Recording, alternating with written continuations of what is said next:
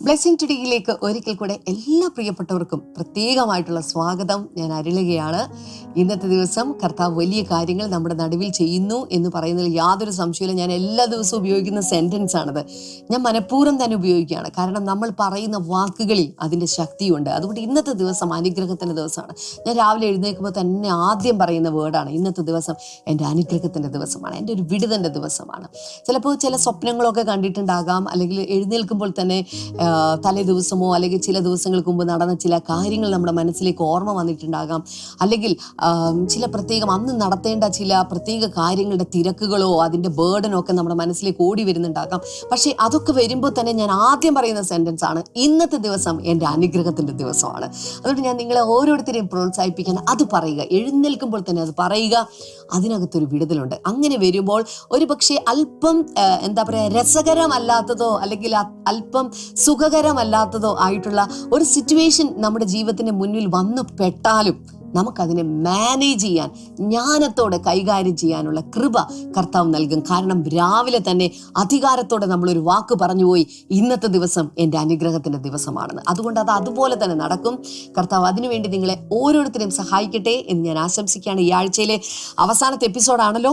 ഇന്നത്തെ നമ്മുടെ കീ സ്പോൺസറാണ് കൊച്ചിയിൽ നിന്ന് ലിറ്റിയ, കെസിയ ആൻഡ് മറിയം ആണ്. നവംബർ 10 കെസിയയുടെയും മറിയത്തിൻ്റെയും ജന്മദിനമായിരുന്നു. Belated happy birthday Kezia and Mariyam.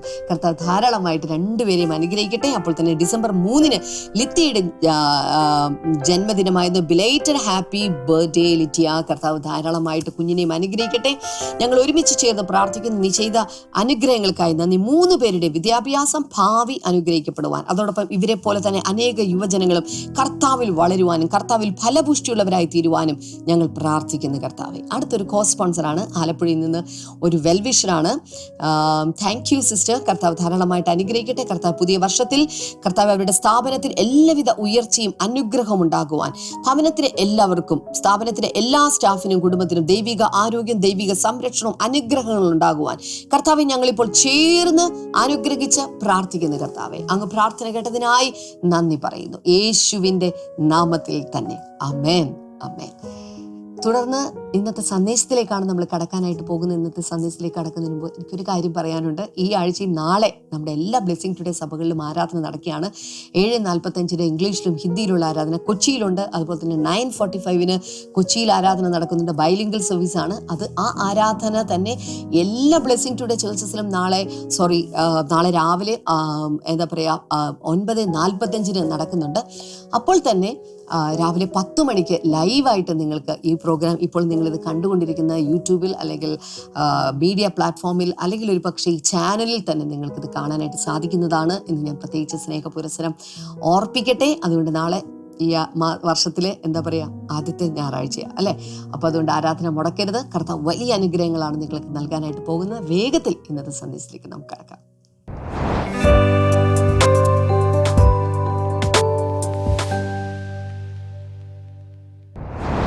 Welcome back.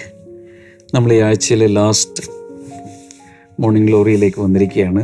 ഈ ആഴ്ചയിലെ ഇതിനു മുമ്പുള്ള 5 മോർണിംഗ് ഗ്ലോറിയും കണ്ട് നോട്ട്സ് എഴുതുകയും അതിനനുസരിച്ച് തീരുമാനങ്ങൾ എടുക്കുകയൊക്കെ ചെയ്തവർക്ക് എനിക്കൊരു കാര്യം അറിയാം, ഈ വർഷം തന്നെ വലിയൊരു ബ്ലെസ്സിങ് ആയി മാറാൻ പോവുക. ബിക്കോസ് സാധാരണ ഒരു ഇംഗ്ലീഷ് പഴമൊഴി ഇങ്ങനെയാണ്, well begun is half done അല്ലേ. നന്നായൊന്ന് ഒരു കാര്യം തുടങ്ങിയാൽ തന്നെ പകുതി ചെയ്തതിന് തുല്യമാണ്. ഉൽപ്പത്തി 1:1 പറയുന്നത്, ഇൻ ദ ബിഗിനിങ് ഗോഡ്, ആദിയിൽ ദൈവം. ഒരു ദിവസത്തിൻ്റെ ആദ്യം അല്ലെങ്കിൽ ഒരു വർഷത്തിൻ്റെ ആദ്യം, എല്ലാത്തിൻ്റെ ആദ്യം നമ്മൾ ദൈവത്തെ മുമ്പിൽ വയ്ക്കാമെങ്കിൽ ദാറ്റ് ഇറ്റ് സെൽഫ് നമ്മളോട് പറയുന്നത് ഹാഫ് ഡൺ. അതൊരു വലിയ ജയത്തിൽ ചെന്ന് അവസാനിക്കും. കഴിഞ്ഞ ദിവസങ്ങളിലൊക്കെ ഞാൻ പല കാര്യങ്ങൾ പറഞ്ഞു. ഈ വർഷം ശക്തിയേറിയ ആരാധനയുടെയും പ്രാർത്ഥനയുടെയും ദൈവത്തിൽ ആശ്രയിക്കുന്നതിൻ്റെയും വർഷമായിരിക്കും. നമുക്കറിയാം, ഈ സാധാരണ വണ്ടികൾ നല്ല നിലത്തൂടെ ഓടും, എന്നാൽ ഭയങ്കരമായ ചെളിയും അതുപോലെ പാറയൊക്കെ ഉള്ള സ്ഥലത്ത് സാധാരണ കാറുകൾ ഓടില്ല. സാധാരണ നമ്മൾ ഉപയോഗിക്കുന്ന മാരുതിയുടെ വണ്ടികളോ അല്ലെങ്കിൽ ഏതെങ്കിലും ഒരു സാധാരണ ഭയങ്കരമായ കുഴിയൊക്കെ ഉള്ളിടത്തൊന്നും ഇത് പോവില്ല. അതിനുവേണ്ടി ഓഫ് റോഡേഴ്സ് എന്ന് പറഞ്ഞ് വേറൊരു കാറ്റഗറി ഇറങ്ങുന്നുണ്ട്. അപ്പോൾ ഓഫ് റോഡേഴ്സ് ആണെങ്കിൽ ഇങ്ങനെയുള്ള ഗട്ടറുള്ള സ്ഥലങ്ങളിലൂടെയൊക്കെ പൊക്കോളും. എന്നാൽ അതിനേക്കാൾ കുറച്ചുകൂടി ഭയങ്കരമാണ് സഫാരിക്കൊക്കെ ഉപയോഗിക്കുന്ന മരുഭൂമിയിലും മണലാരണത്തിലൊക്കെ പോകുന്ന ടൈപ്പുണ്ട്. എന്നാൽ പർവ്വതം വന്നാൽ പോലും ഇടിച്ച് പൊളിച്ചിട്ട് പോകുന്ന ടൈപ്പ് വണ്ടികളും ഉണ്ട്. അതിൻ്റെ പ്രത്യേകത അതിങ്ങനെ കുറേ ചക്രങ്ങളുണ്ടായിട്ട് അതിലൂടെ ഒരു ബെൽറ്റ് പോയിട്ട് അത് മുഴുവനും പ്രത്യേകമായി ഇങ്ങനെ ടീത്തുള്ളതായിരിക്കും. അപ്പോൾ അത് പാറയാണേലും ചെളിയാണേലും കുഴിയാണേലും വെള്ളമാണേലും ഈ സാധനം കയറിപ്പോ. അതുപോലെ ഈ വർഷം മുന്നോട്ട് പോകാൻ കർത്താവ് ഒരു വലിയ കൃപ എന്ന് വെച്ചാൽ ഈ വണ്ടികളുടെ പ്രത്യേകത ഇതിന് പ്രത്യേക ടീത്തുള്ളതുകൊണ്ട്, ഇങ്ങനെ പല്ലുള്ളത് കൊണ്ട് അത് എന്തിലായാലും ഗ്രിപ്പ്, ഇങ്ങനെ പിടിച്ച് കയറി പോകുന്നത്. അപ്പം മുകളിലോട്ടും പോവും, താഴത്തോട്ടും പോവും, ഇത് മറിഞ്ഞൊന്നും പോവില്ല. അതുപോലെ നീണ്ട ബെൽറ്റുകൾ, ഞാൻ പറഞ്ഞപ്പോൾ മനസ്സിലായല്ലോ, ടാങ്കറുകളൊക്കെ പോകുന്ന പോലെ. അപ്പോൾ അങ്ങനെയുള്ള ഒരു ജീവിതമാണ് വിശ്വാസത്തിൻ്റെ ജീവിതം. കർത്താവിൽ നമ്മുടെ ഗ്രിപ്പുണ്ട്. മാത്രമല്ല ഏത് സാഹചര്യത്തിലൂടെ, മണ്ണിലൂടെ, വെള്ളത്തിലൂടെ, പാറയിലൂടെ, കുഴിയിലൂടെ, ഉയരത്തിലൂടെ എല്ലാം ഈ വണ്ടി പോകും. അങ്ങനെ കണ്ണിലൊന്ന് കണ്ടേ, എന്നെ ദൈവം ഈ വർഷം ഏത് വർഷം വന്നാലും അതിലൂടെ കൊണ്ടുപോകാൻ ദൈവം എന്നോടൊപ്പം ഉണ്ട്. ഇന്നൊരു വചനഭാഗം തന്നോട്ടെ. ആവർത്തന പുസ്തകം 33, 26 മുതൽ 29 വരെ. Deuteronomy 33, 26-29. അവിടെ പറയുന്നത്, there is no one like the God of Jeshurun who rides across the heavens to help you and on the clouds in his majesty. ആവർത്തനം 33:26. യെശുരൂന്റെ ദൈവത്തെ പോലെ ഒരുത്തനുമില്ല. നിന്റെ സഹായത്തിനായി അവൻ ആകാശത്തോടെ തൻ്റെ മഹിമയിൽ മേഘാരൂഢനായി വരുന്നു. ഒത്തിരി കാര്യങ്ങളെക്കുറിച്ചുള്ള പ്രവചനദൂതൊക്കെ ഇതിനകത്തുണ്ട്. പക്ഷേ അതിലോട്ടൊന്നും ഞാൻ പോകുന്നില്ല.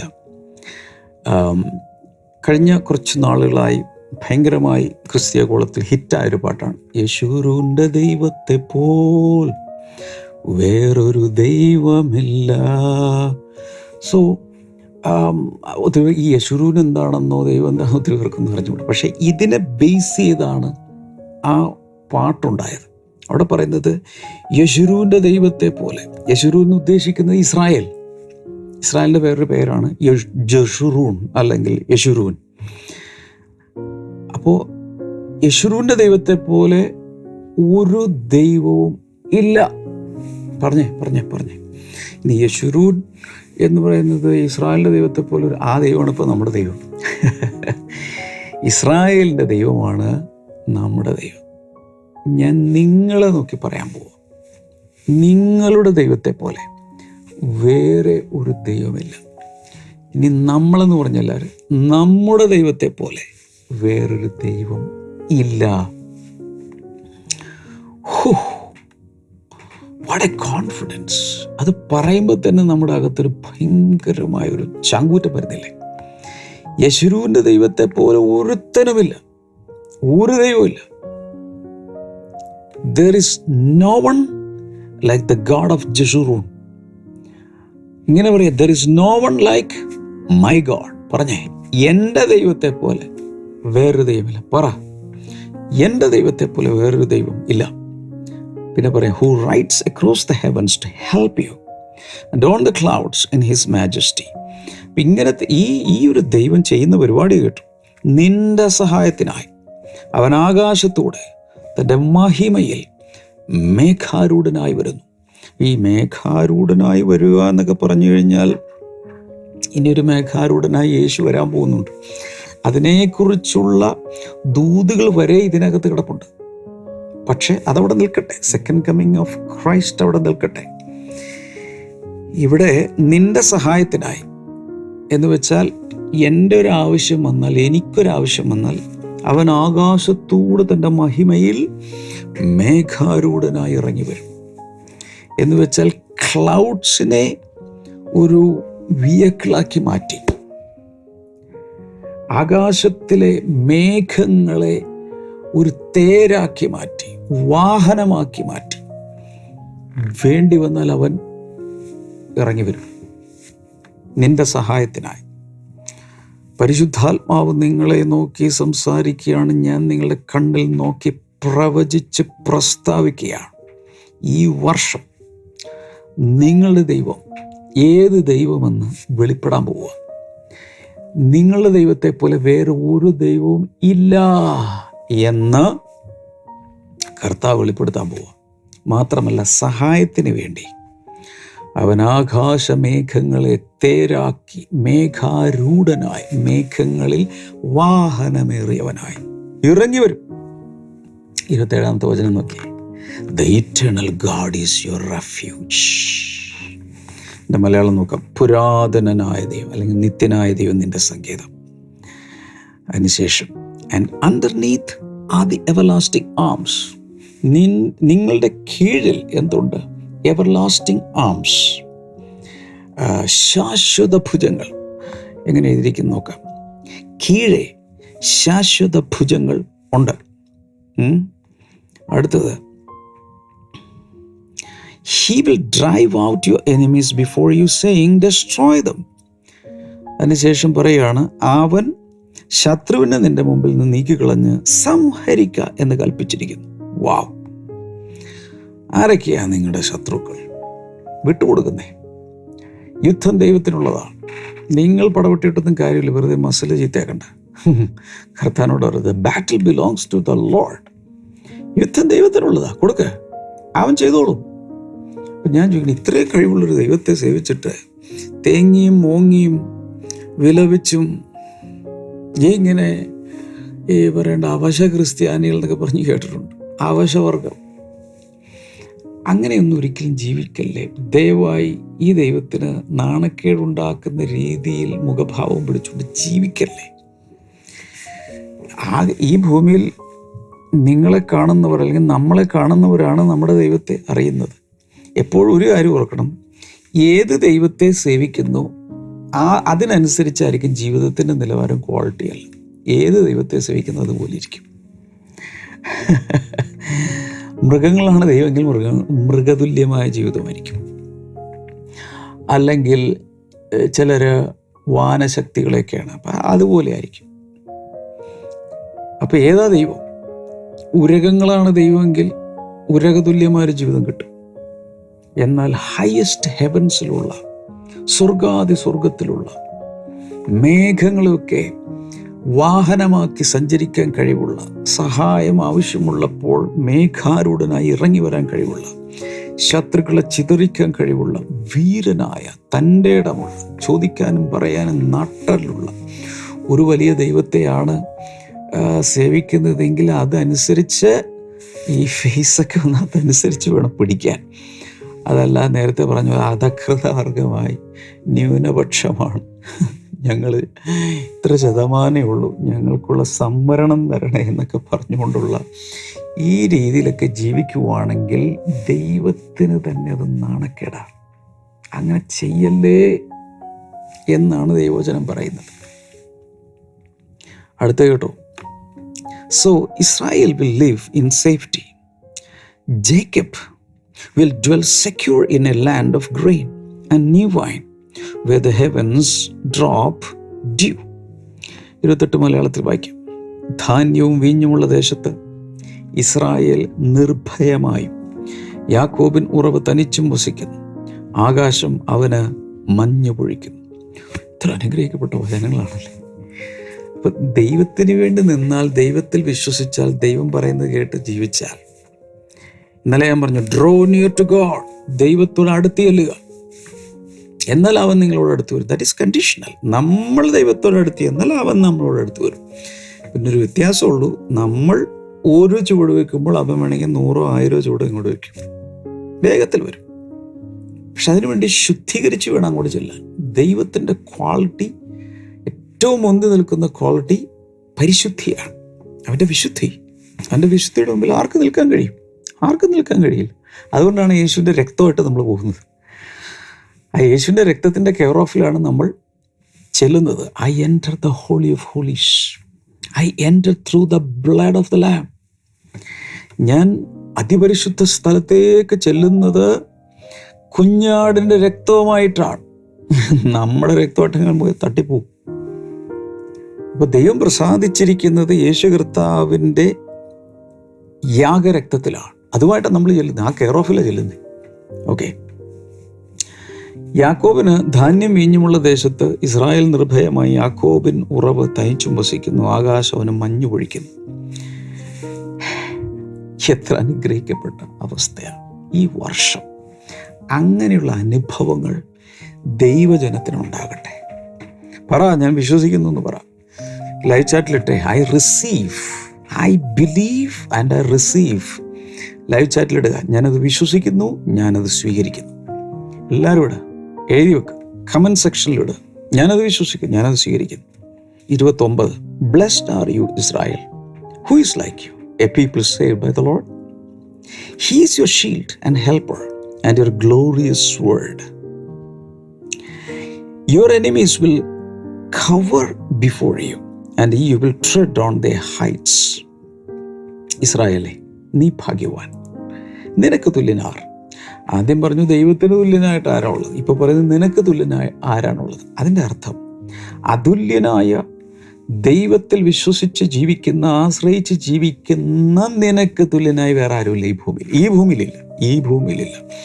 എത്ര വലിയ ധനമുണ്ടെങ്കിലും, എത്ര വലിയ പൊസിഷനിലിരുന്നാലും, എത്ര ശക്തി ഒക്കെ ഉണ്ടെങ്കിലും, ദൈവത്തെ സേവിക്കുന്ന ഒരു കുഞ്ഞിൻ്റെ സ്റ്റേറ്റസ് അവർക്കാർക്കുമില്ല. വചനം പറയുന്നത്, പൊങ്ങച്ചം പറയുമല്ലോ, യഹോവയാൽ രക്ഷിക്കപ്പെട്ട ജനമേ, അവൻ നിന്റെ സഹായത്തിൻ്റെ പരിചയം, നിന്റെ മഹിമയുടെ വാളുമാകും. നിന്റെ ശത്രുക്കൾ നിന്നോട് അനുസരണം നടിക്കും, നീ അവരുടെ ഉന്നതങ്ങളിന്മേൽ നടകൊള്ളും. അപ്പോൾ ദൈവത്താൽ രക്ഷിക്കപ്പെട്ട ജനമേ, അവൻ നിന്റെ സഹായത്തിന് പരിചയം, നിന്റെ മഹിമയുടെ വാളുമാകും. ഈ ദൈവം അവിടെ പറയുന്നതനുസരിച്ച് പരിചയമാണ്, വാളുമാണ്. എൻ്റെ അർത്ഥം, ഈ ദൈവം ശത്രുക്കൾ ആക്രമിച്ചാൽ പരിചയമായി നിന്ന് തടുക്കും. അങ്ങോട്ടൊന്ന് കൊടുക്കണോ, വാളെടുത്ത് കൊടുത്തോളൂ. കർത്താവ് ചെയ്തോളൂ, നമ്മളൊന്നും ചെയ്യണ്ട. നിന്റെ ശത്രുക്കൾ നിന്നോട് അനുസരണം നടിക്കും, നീ അവരുടെ ഉന്നതങ്ങളുമേ നടകൊള്ളൂ. Oh my God. ഞാനൊരു ദിവസം ഈ വചനം പഠിച്ചപ്പോൾ 9 കാര്യങ്ങൾ ടൈപ്പ് ചെയ്ത് ലിസ്റ്റാക്കി. 1, eternal God is your refuge, നിത്യനായ ദൈവം നിങ്ങളുടെ സങ്കേതമാണ്. 2, underneath you are the everlasting arm of the eternal God. ഈ നിത്യനായ ദൈവത്തിൻ്റെ ശാശ്വത ഭുജങ്ങൾ നിന്റെ കീഴിലുണ്ട്. നീ നടക്കുന്ന വെറുതെ വള്ളിച്ചെരുപ്പ് ഇട്ടുകൊണ്ടല്ല, ഷൂസ് ഇട്ടുകൊണ്ടല്ല. ആരുടെ കയ്യിലാണ് ചവിട്ടിയിരിക്കുന്നത്? ഹലോ, നീ ആരുടെ കയ്യിലാണ് ചവിട്ടി നിൽക്കുന്നത്? തീരെ കുഞ്ഞുങ്ങളെ ചില സമയത്തെങ്കിലും നമ്മുടെ 2 കാലും എടുത്തിട്ട് നമ്മുടെ ഓരോ കാലും കയ്യിൽ വെച്ചിട്ട് ഇങ്ങനെ പിടിച്ചു നിർത്തും. കർത്താവിൻ്റെ കൈ ഇങ്ങനെയൊന്നും അല്ലെന്ന്, വലിയ പരന്ന കൈ. പണ്ടൊരാൾ എന്നെക്കുറിച്ചൊരു ദേവദാസൻ കണ്ടൊരു ദർശനം പറഞ്ഞിട്ട്, വർഷങ്ങൾക്ക് മുമ്പാണ്, പഠിച്ചുകൊണ്ടിരുന്ന കാലത്ത്. അദ്ദേഹം പ്രാർത്ഥിച്ചിട്ട് അദ്ദേഹം ദർശനം കാണും, വലിയ വിശാലമായൊരു കൈ, അതിനകത്ത് ഒരു ചെറിയ ഉറുമ്പ് പോലെ ഞാൻ നിൽക്കുന്നു. അദ്ദേഹം കണ്ട ദർശനമാണ്. അത് ഇന്ന് തന്നെ ബലപ്പെടുത്തിക്കൊണ്ടിരിക്കുന്നു. സോ നമ്മൾ ഓരോരുത്തരും ആ വലിയ വിശാലമായ കൈയുടെ ഉള്ളിൽ അകർത്ത വെച്ചിരിക്കുന്നത്. എത്ര പേർ ആമേൻ പറയും?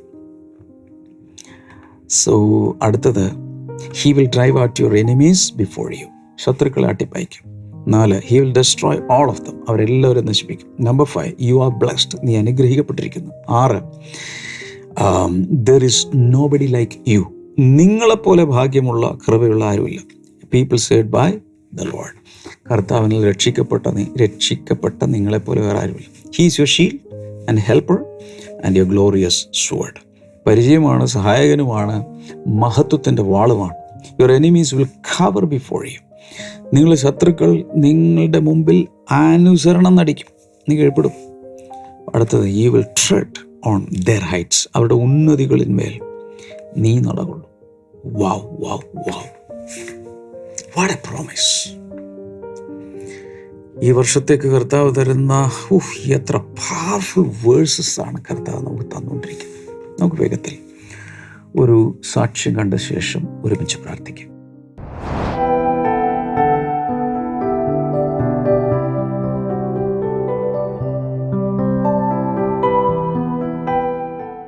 പേരെന്താണ്? പ്രസന്നയുടെ സാക്ഷ്യങ്ങൾക്ക്. ബ്രദർ, ഈ സഹോദരി നമ്മുടെ കോട്ടയം ബ്ലെസ്സിങ് സെൻ്ററിലെ ഒരു ലീഡറായിട്ട് വർക്ക് ചെയ്യുവാണ്. 2012 മുതലാണ് ഈ സഹോദരി ബ്ലെസ്സിങ് ടുഡേയുമായി കണക്ട് ചെയ്യുന്നത്. 2012 മുതലാണ് ബ്ലെസ്സിങ് ടുഡേ TV പ്രോഗ്രാം കാണാൻ തുടങ്ങി. ഏതാണ്ട് 2014 മുതൽ കോട്ടയം ബ്ലെസ്സിങ് സെൻ്ററിൽ വന്ന് താൻ ദൈവത്തെ ആരാധിക്കുവാൻ തുടങ്ങി. സഹോദരി പറഞ്ഞത് ഏതാണ്ട് 14 താൻ ബ്ലെസ്സിങ് സെൻ്ററിൽ വരുമ്പോൾ 20 വർഷത്തോളമായി തനിക്ക് ശ്വാസം മുട്ടൽ ഉണ്ടായിരുന്നു. അതുമായിട്ടാണ് താൻ ബ്ലെസ്സിങ് ടുഡേയിൽ വന്ന് ആരാധിക്കാൻ തുടങ്ങി. ആസ്മ പോലെ എന്തെങ്കിലും ആണോ? ശ്വാസം മുട്ടലുണ്ടായിരുന്നു. അത് എത്ര വർഷം ഉണ്ടായിരുന്നു? 20 വർഷം. മോൻ കുഞ്ഞായിരുന്നപ്പം തൊട്ട് ഭയങ്കര ശ്വാസം മുട്ടലായിരുന്നു. മോന് ഒക്കെ പാല് കുടിക്കുമായിരുന്നു. അപ്പം എൻ്റെ ബ്രദർ പറയും, നിനക്ക് ഈ ശ്വാസം മുട്ടല്ല, ഇനി അവന് പാല് കൊടുക്കണ്ട, അങ്ങനെ പറഞ്ഞ് വിലക്കിയിട്ടുണ്ട്. ഈ സഹോദരി പറഞ്ഞത് താൻ എവിടെ പോയാലും അതിന് വേണ്ടുന്ന മരുന്നുകളുമായിട്ടായിരിക്കും താൻ പോകുന്നത്. അങ്ങനെ ഒത്തിരി നാളുകൾ ജീവിച്ചു. എന്നാൽ 2014 മുതൽ താൻ ബ്ലെസ്സിങ് സെൻ്ററിൽ വന്ന് ദൈവത്തെ ആരാധിക്കാൻ തുടങ്ങിയപ്പോൾ ഓരോ തവണയും ഈ ആരാധനയിൽ നടക്കുന്ന ഹീലിംഗ് പ്രയറുകളൊക്കെ നടക്കുമ്പോൾ താൻ തൻ്റെ ഈ അസുഖം കർത്താവ് മാറ്റിത്തരണമേ എന്ന് പറഞ്ഞ് പ്രാർത്ഥിക്കുമായിരുന്നു. അങ്ങനെ പ്രാർത്ഥിച്ചു കുറേ നാൾ, ഏതാണ്ട് ഒരു 2 വർഷം കഴിഞ്ഞപ്പോഴേക്കും താൻ ഗുളിക കഴിക്കണ കാര്യം മറന്നുപോയി.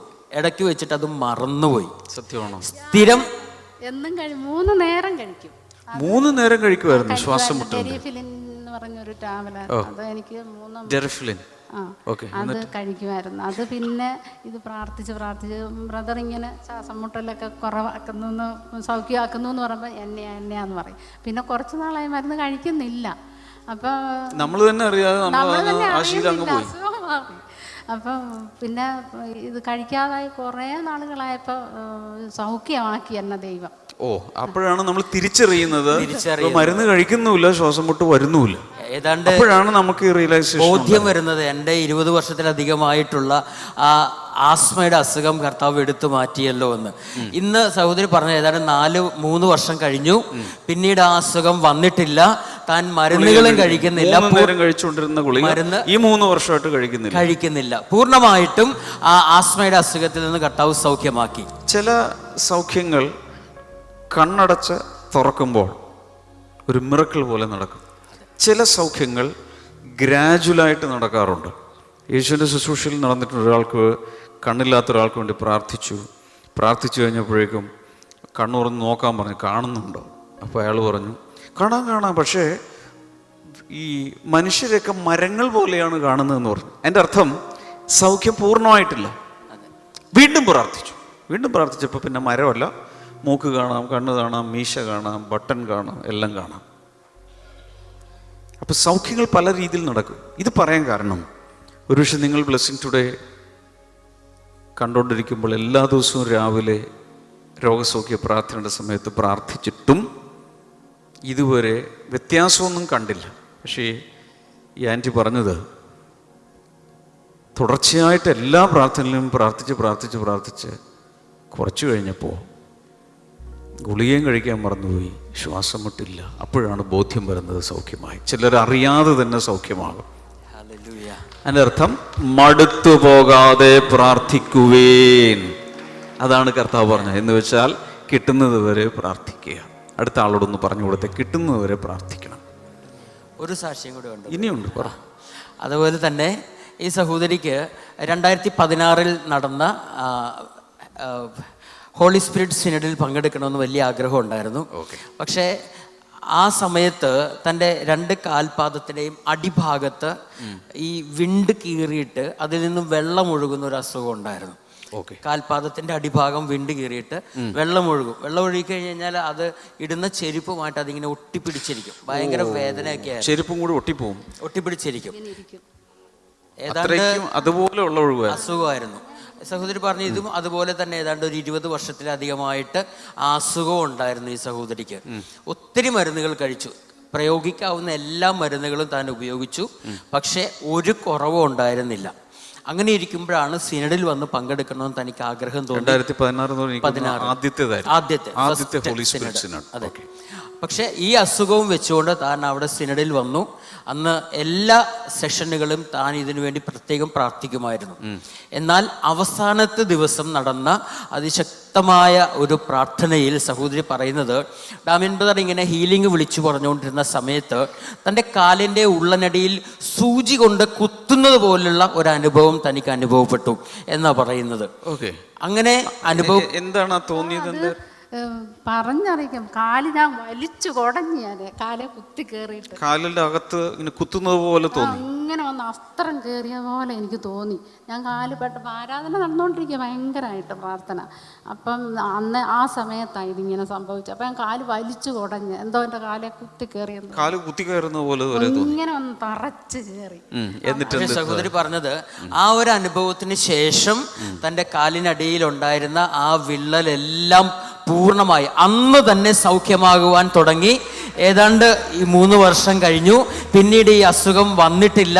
ഇപ്പോൾ താൻ പൂർണ്ണമായിട്ടും ആരോഗ്യവതിയാണെന്നാണ് താൻ പറയുന്നത്. ഇത് 2016 സംഭവമാണ്. അതിനു മുമ്പ് 20 കൊല്ലത്തോളം ഇത് അനുഭവിച്ചതാണ്. എന്ന് വെച്ചാൽ വെള്ളം ഒഴുകി കാലും ചെരുപ്പും കൂടി ഒട്ടിപ്പോകുന്ന രീതിയിൽ അത്രയും വിഷമിച്ചതാണ്. പക്ഷേ ഈ ആൻറ്റിയുടെ വിശ്വാസം കോട്ടയത്ത് നിന്ന് മറൈൻ ഡ്രൈവിലാണ് ആദ്യത്തെ നടന്നത്. അവിടെ വരെ വന്ന് ആ 4 ദിവസത്തിൽ, അപ്പോൾ ആദ്യത്തെ 3 ദിവസമൊക്കെ ഭയങ്കര ബുദ്ധിമുട്ട് ഉണ്ടായി കാണും. പക്ഷേ എപ്പോഴും നമ്മൾ ഓർക്കേണ്ടത്, പരിശുദ്ധാത്മാവിൻ്റെ ശക്തിയേറിയൊരു അന്തരീക്ഷം ക്രിയേറ്റ് ചെയ്യപ്പെടുമ്പോൾ അതിനകത്ത് ഒത്തിരി പേര് സൗഖ്യമാവും. ചില പേരുകൾ വിളിച്ചു പറയും, ചിലപ്പോൾ ചില രോഗവിവരങ്ങൾ വിളിച്ചു പറയും. പക്ഷേ ഈ അമ്മയ്ക്കുണ്ടായൊരു വിചിത്രമായ അനുഭവമാണ് അകത്തുനിന്ന് കുത്തുന്നത് പോലെ. ദൈവത്തിൻ്റെ പരിശുദ്ധാത്മാവ് പ്രവർത്തിക്കുന്നത് ഈ കണ്ണുകൾ കൊണ്ട് കാണാവുന്ന രീതിയിലാകണമെന്നില്ല, പക്ഷെ പ്രവർത്തിക്കുന്നത് യാഥാർത്ഥ്യമാണ്. കഴിഞ്ഞ 3 വർഷമായിട്ട് അങ്ങനൊരു രോഗം ഉണ്ടായിട്ടില്ല. ഞാനിവിടെ പ്രഖ്യാപിക്കുന്നു, ഇന്നിവിടെ ഇരിക്കുന്ന പലർക്കും കർത്താവ് സൗഖ്യം കൊടുത്തുകൊണ്ടിരിക്കുകയാണ്. അടുത്ത സാക്ഷ്യം പറയാനുള്ള കാൻഡിഡേറ്റ് നിങ്ങളാണ്. കർത്താവെ അമ്മയെ അനുഗ്രഹിച്ചയക്കുന്നു. ആമേൻ. God bless U.